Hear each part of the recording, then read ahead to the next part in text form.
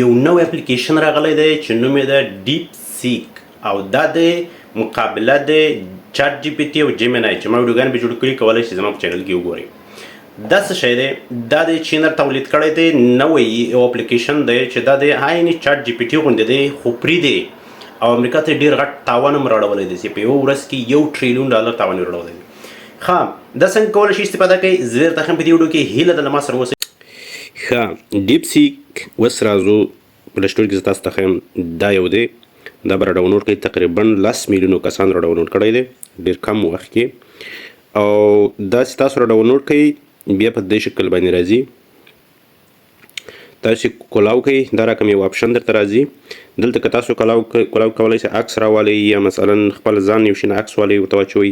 دلته کولی شئ ډاکومنټ راولئ ډاکومنټ مثلا یو ډاکومنټ باندې تاسو نه پوهېږئ چې ترجمه یې کوي یا غواړئ چې کاپي کوي یا غواړئ پی ډي اف ته یې واړوئ هر رقم ډاکومنټ چې ورکوي دا درته کوي.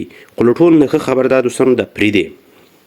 دلته مثال زه یو شی ورته لیکم په پښتو باندې چې دا د چاټ جی پی ټي نه 100 برابره سپیډ دی او ډېر په واضح طور پښتو لیکي.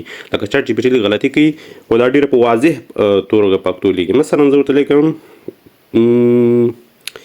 یوه پښتو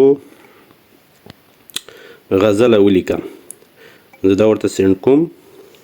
تاسو اوس ورته ګورئ دوستانو چې په کوم سپیډ او په څه رقم تاسو ته غزله لیکي. دلته وګورئ زما دلته کته کړم زما د زړه په ژوند کې راشه ستا په یاد